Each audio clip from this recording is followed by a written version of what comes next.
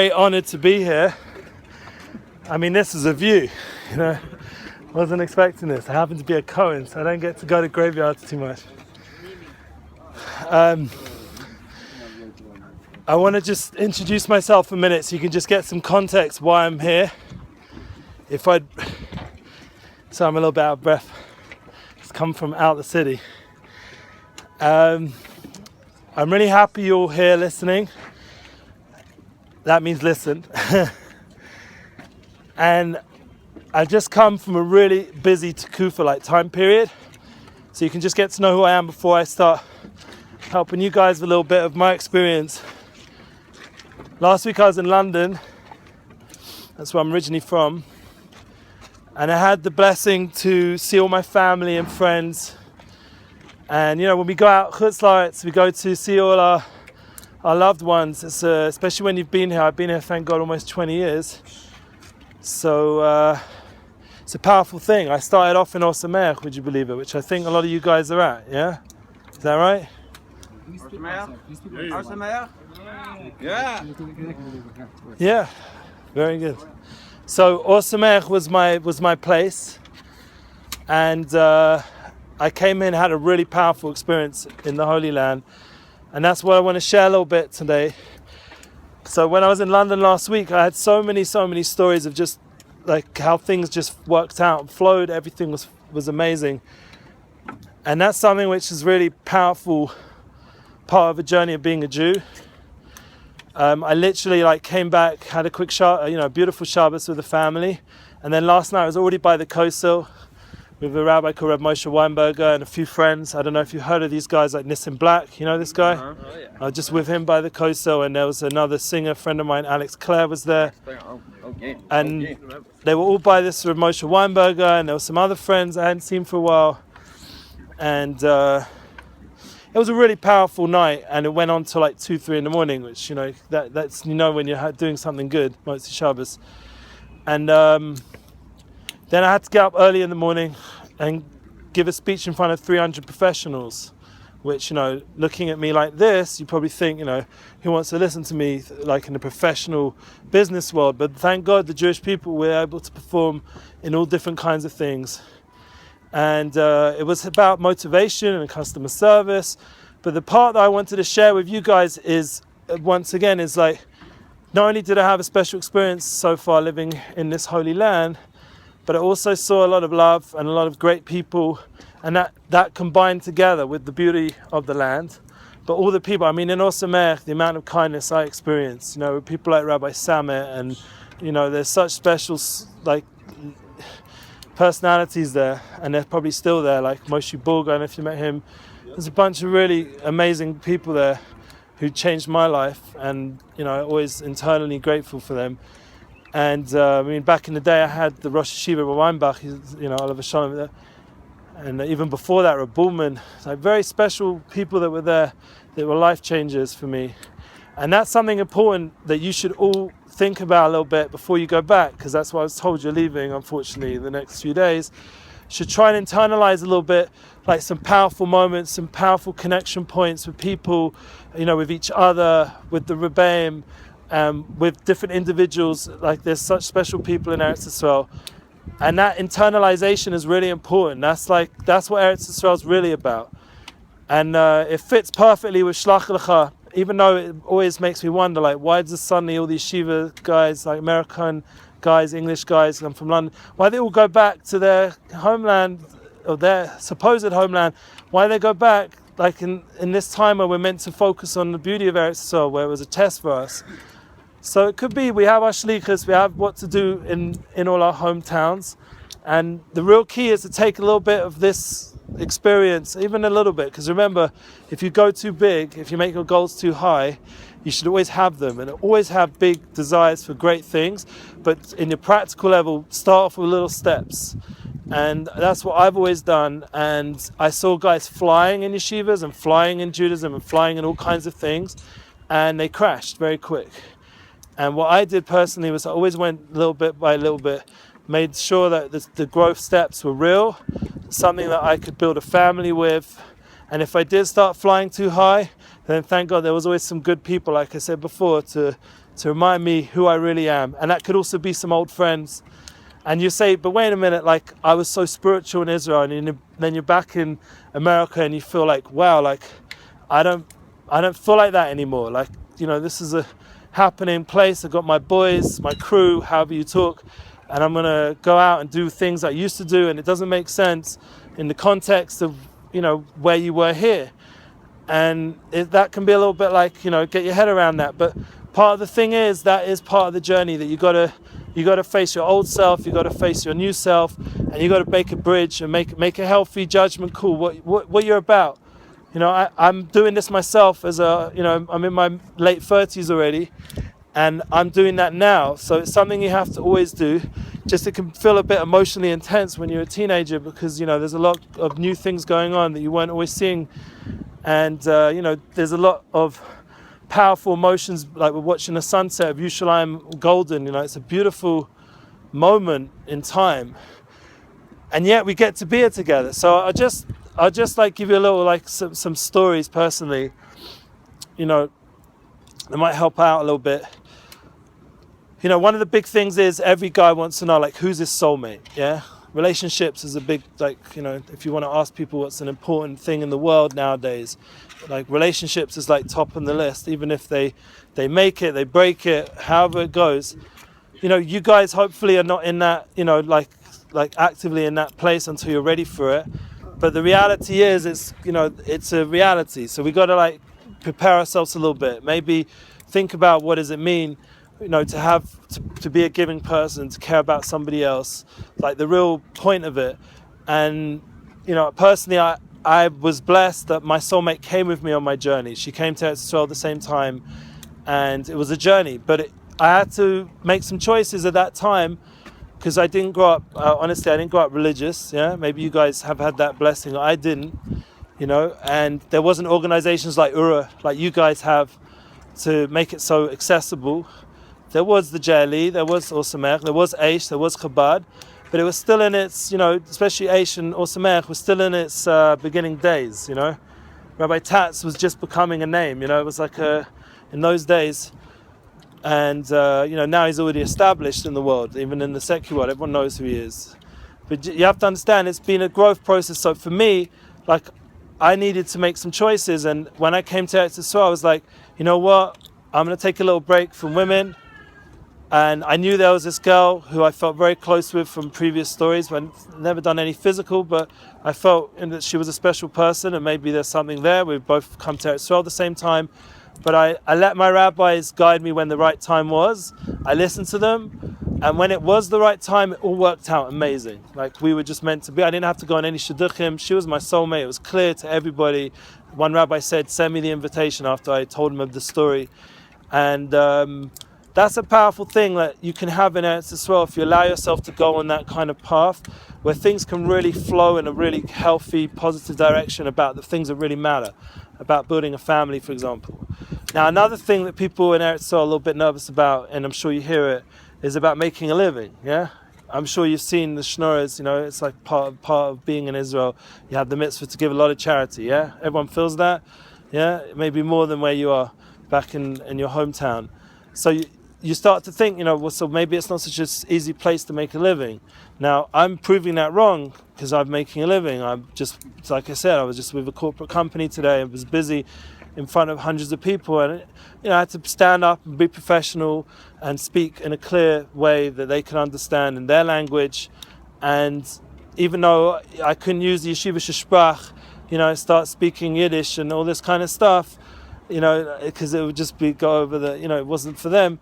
But that would be more my way of expressing myself. But for these guys, they appreciated it, and the head of the whole thing said, good job. And we can make a living here. And what it does, it comes with a different experience. It comes with a very little word, but it's a very big part of your experience here, which you have to think about when you go back. It's a word called Emunah. Emunah, and it doesn't mean faith, bad translation, yeah?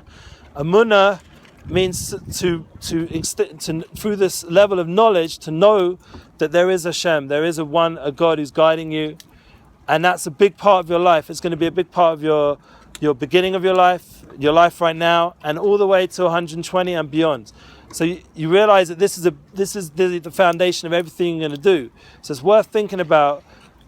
Even on the plane for 5 minutes, you can even Google Emunah. You'll have like 100 videos about it nowadays, 1,000 videos. That's for me also a powerful tool. I'm a working guy. I was a rabbi for many years on the streets. I'm known as the Midnightrabbi. I made events here in Yerushalayim. I was out all night, every night with the kids from Neve and Yaakov. You don't even know these yeshivas. Netzach. Yeshivas don't even exist anymore. Neve actually still does, but Kesher, I think it exists. A lot of places where the guys were a little bit rough on the edges back in the day, and I was out there with them, and I made events for them, and I was in the yeshivas all night. I didn't sleep for about 5 years. I'm not joking. And it was intense. I was putting on shows. I had musicians. I was connecting up with these black rappers, and trying to ones who did tshuva and trying to bring them in. And like we got this Nissim guy, and they're amazing lights. And there were some who didn't manage to stand the test of the music world and the world. They're not so firm. Let's say that. And I personally was trying to bring out the best of them, and I was trying to bring out the best of the guys on the streets. And that was my journey in that time period. And now I stand here and I'm in the business world, a different world. I'm not in the rabbi world so much. And I was given this opportunity to speak tonight. And I think the reason why it came out specifically tonight to you guys is to give you a lesson that the options are open.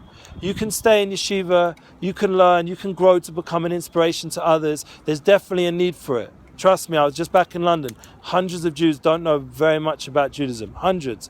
And they think they know, even with the internet, even with Chabad.org and H.com and all the available sites, but they're not accessing it like you can in yeshiva. They're not, there's so many amazing speakers. It keeps me alive personally. I was just saying before, I get so much from the internet online, all the online sources of shiurim. And I recommend all you guys to find your apps, Torah Anytime, to find your shiurim, to find your rabbis that you touch base with here, and to keep listening to them, because if you go online, they're all there. Yeah, that would be the safest place, because you're going to be online, so might as well do it with these holy souls. But another thing is thanks for your laugh. Now, I wasn't even meaning to be funny, but now the other thing is, like, we're talking about making a living, so that's also an option. You can start thinking about your future, what kind of job experience you can have, and start thinking. But remember, talk to Hashem, ask Him to help you, guide you, because you want to be in a good place, you want to be around good people. It makes an influence. I'm in a great business, in a corporate company with really good influences on me. There's a guy who's in higher management. I got him his job, and he's now higher management, way above me. And he lives right next to where I live. I get a free lift. I don't have to go on buses, nothing. Gives me a lift back. And he's giving me chizuk about learning. And this is the higher management. So, you want to be around a positive influence in the business world. You want to be around people that inspire you and see the good in you. And then it comes to the third thing, which is usually the hardest, especially at your age, is your parents, your family. Yeah. So we got 3 things over here. Yeah. So we said already. Relationships, we said, your soulmate, or you're finding yourself, your friends. And then the second one is making a living. I mean, the first one you can add in, making a relationship with Rabbonim, with inspirations, people that help you with your rabbis that can keep speaking to you. Then you have the second one, with making a living or finding your path of success. Maybe it's becoming Kiruv Rabbi, whatever you feel. But you start the foundation now with Emunah. And the third thing is, we come to this level which we're talking about now, which is honoring your parents. Now that's a hard one, and that really ties up with Oorah, because Oorah for this time period has been like your parents. And that means, what's the key 2 words? Who knows? What's the most important thing with parents? What does the Sefer Chinuch? Come on, Rabbi, you laughed. What did you say? What Sefer Chinuch say? The most important foundation of honoring your parents. Who knows? Very good, exactly. And he said it in 1 word. That's even more impressive. I was going to say in 2 words, because Hebrew. Hakaros Hatov. Yeah? Hakaros Hatov is the word, the whole... Thank you, man. What's your name? Sam. Thank you, man. Sam. Uncle Sam. So he's got it. We want you. We need you. So he said a beautiful thing, that it's appreciation. That is Hakaros Hatov. So Hakaros Hatov is like the foundation. There's a rabbi I listen to a lot, Zachariah Wallerstein. I don't know if you heard of him. He's on Torah Anytime. So he's another rabbi out there. He's, he's just putting out this whole importance of Kivud Avim, because he said nowadays, it's Magili. I want a car, I get a car. My mum and dad have to give me the car, and if they don't give me cars, they've got the issue, not me. I deserve a car. They're the ones who need to give me the car. They're serving me. That's a little bit twisted. It's not meant to be that way. That's our generation's gone a little bit crooked, and that's where we can say to Oorah, thank you for bringing me here. Thank you for taking care of me. Thank you for existing. I personally, I download the Orathon, and I let my sons and daughters, they're Hasidic little kids, they watch Five-ish do the dance. They love Five-ish, and the whole thing with Rabbi Moshe Meir Weiss, all these great people on there, and you always have Shlomi Resnick or someone like that, some big rich guy comes on, and it's a great opportunity to show appreciation when you can be in a place like Oorah, and then you can follow it up, because it's not an organization which stops with being in Eretz Yisrael. They're doing all kinds of things. I don't know all the ins and outs. I never worked for them, but what I've seen online, they're doing amazing stuff. So you guys can share that good experience with others, and you can help promote them, and that's your way of showing appreciation. Just like I said, you're going to have the mitzvah of honoring your parents. Show appreciation. They let you come here. They give you what you need. They're going to give you a great summer. You want to have a good summer, guys? Yeah. So who's going to help pay for it, guys? Hashem? Definitely. But who's his agents of paying for it? Parents? Summer job? Oorah? Okay, wherever it comes from, but you got to show appreciation. Yeah. If you have a boss, show appreciation. I was thanking my boss today in front of 300 people. You got to show appreciation. Okay, we're going to end off because you've all been listening really well. Wow, you guys. I worked in yeshiva, and literally everybody was on a phone the whole time, and I was like, is anyone actually listening? It was like a big room of guys, but I just felt like I was talking to a bunch of phones. They were on Snapchat and WhatsApp, and they were on Instagram. There was nobody there. So you guys are rocking. You've obviously really gained from this experience. So I have a lot of appreciation for your time and your attention. I didn't get to too many more stories. I can tell you a story. Anyone want to hear a story about a musician or something interesting? So I'll tell you a story. My family in the music business, and I'm not saying this was a good choice of mine, and the Orsamek definitely weren't so happy about it, because he happened to be, there was a time period, it's a little bit controversial what I'm going to say, but sometimes you've got to shock people a little bit. There's a guy who was in Orsamek. He was a good friend of a rapper called Puff Daddy. Sorry to mention his name. You know Puff Daddy? Yeah? So his name was Shine. Yeah? And I don't know how good friends he was after he spent 10 years in prison, but I once asked him about that. So I happened to be the rabbi that he decided to hang around with for a certain time period. And for whatever reason, he was in Orsamer. Orsamer weren't helping him out that time period because they didn't feel he was so, whatever. And he moved on, and I was the guy he was spending time with, and I was trying to hook him up.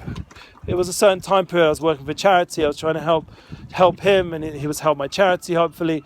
I was helping bar mitzvah boys, Ethiopian kids, get bar mitzvah, just to cut a long story short. Anyway, so now I took him out to a concert because my uncle's in the music business. I got a heter and I went.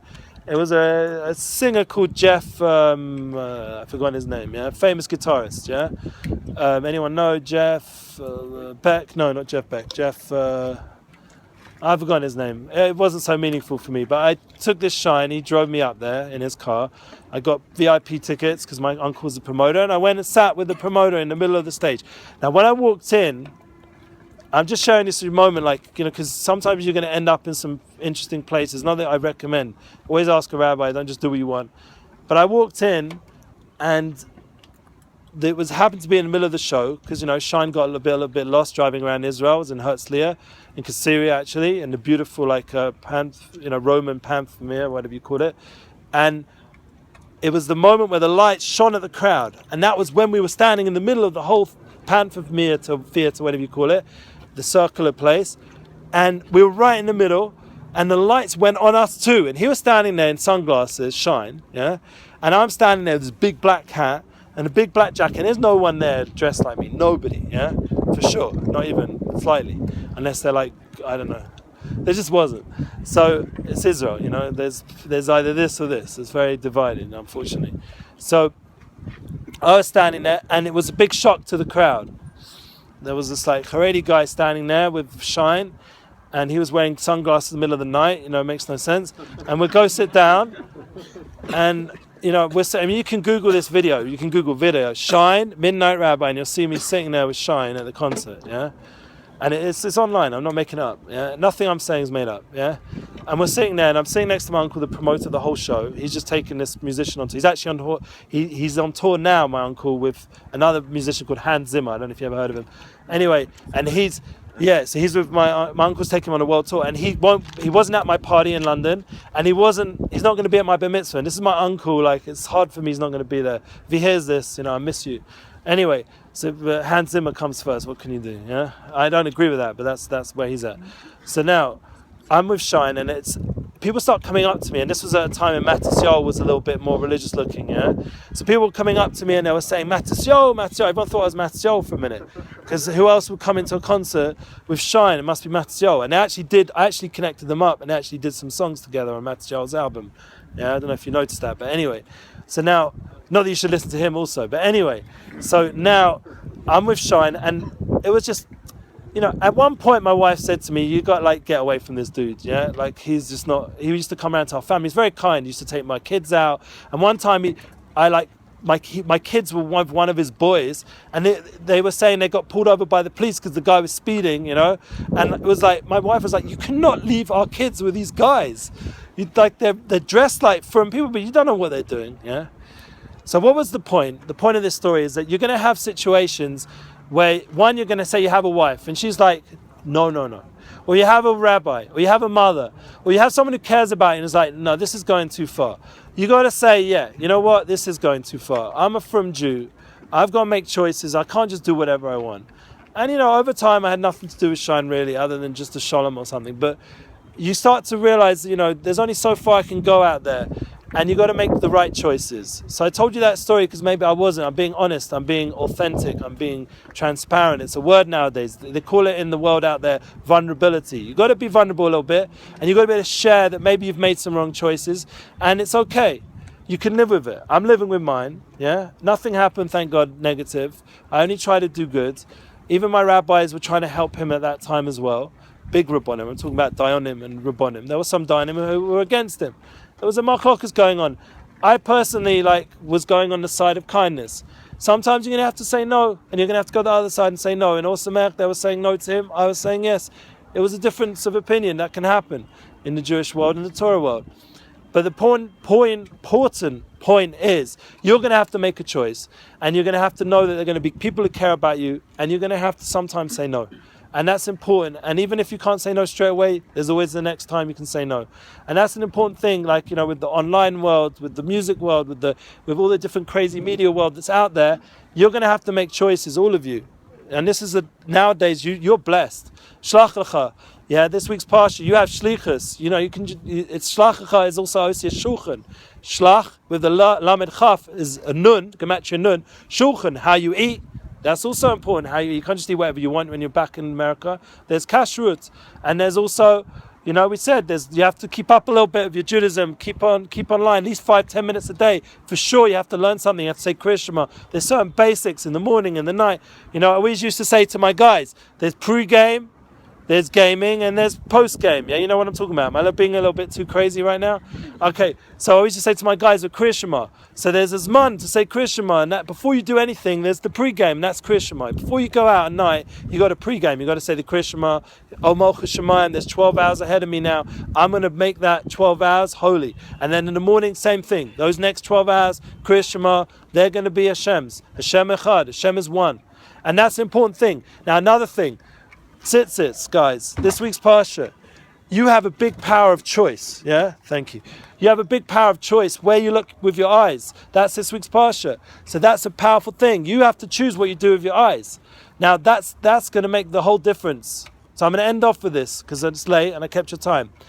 On a phone, any minute you can look at the phone and see something crazy. Personally, I have a little heksher, and if you can see, there's ways to make it, some sort of filter. You have to filter yourself a little bit. But really what it's going to come down, not down to the filters, Moshe Weinberg always says, who I saw last night in the Old City. He always says that, it's not about the filter you put externally. It's about what you want. It's what your heart wants. So the real key, once again, is to choose in your heart. I made choices when I was 18, 19. I was running clubs. I was a cool, legit guy in London. I go back there, I hook ups. I can do anything I want in London. I come back here, and it's a little bit more, I have to work hard and be honest. It's not so easy, but you know what? It's true, it's ehrlich, it's right. And you have to make those choices to live a true life. Either learning or working in an honest way, or to build a beautiful family, or do them all. That's what really you should do as a Jew. You should try to do it all. And now you're at the time that makes the foundations. You are at the point. I chose when I was 18. How old are you guys? 19. This was your time. I was choosing, man. I had, honestly, I had girls throwing themselves at me. I was a model. I can show you pictures. Yeah, I'm not joking. And I was like, I had girls following me to Israel. I was like, no. There was one guy, I'll convert, I'll do anything. No, it's not my time now. I'm waiting for my soulmate. I had her, I knew she was. I'm going to be patient. I'm doing it the right way. And I did. Do you have power to choose? This is the time. And my whole life's completely different. This is the most powerful time. Before you're 20, you're not even obligated LP based in, like if you look that up, you're not even obligated the ownership from it. So you don't even get the punishments. So this is a great time before you're 20. If you're not 20 yet, you can cash in before it starts to become serious business. This is the time you can really make some choices. I did. And look, my life's good. Trust me. You go look me up, Google me. You'll see what I put up online. It shows I'm living a happy life. It's not pretense. Yeah, it's real. It's authentic. I can't bluff it. It's just wouldn't go. Yeah. So what I wish you all, from a deep place, I don't know you guys. I'd love to get to know you guys. You can always contact me online. I'm available. That's why I have this thing. I'm available. I live up to that. I get guys contact me from America still, my old students from when they're in all the yeshivas that I taught at.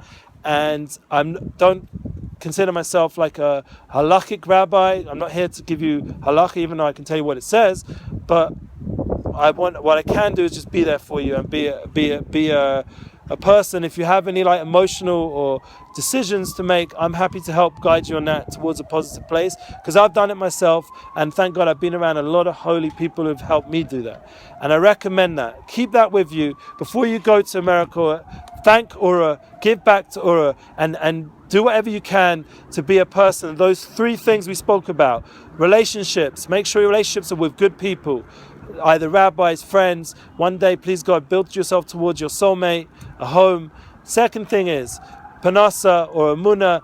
It all comes together, going on the path as a Kiruv Rabbi, an inspiration. Whatever you choose, just make sure you do it right with Emunah. And the third thing is, remember, appreciation. And that also comes with using your eyes well, what you choose to look at, making good choices. That's really a 4th thing I have to say. We have to make it into 4 things, because the 4th one of how you choose is really important. And those 4 things. So guys, what are the 4 things? I want you to all say it over. Relationships should be good. You should have, the second thing is Emunah. Whatever you do, remember, you come to the Holy Land. This place is a land, Eretz Zorah Emunah. It builds Emunah. You've touched base of it. You feel it a little bit. Don't forget it. Third thing is appreciation. Say thanks to Oorah. Do what you can for them. And 4th thing is choose good. Choose life. Choose things that matter. Because it will make a difference what you choose now to when you're 37, when you're 50, when you're 100. And you guys can do it. I believe in you. I see on your faces. You listen better than any guys I remember the last few years. So you should be blessed, and you should only have good news and success always.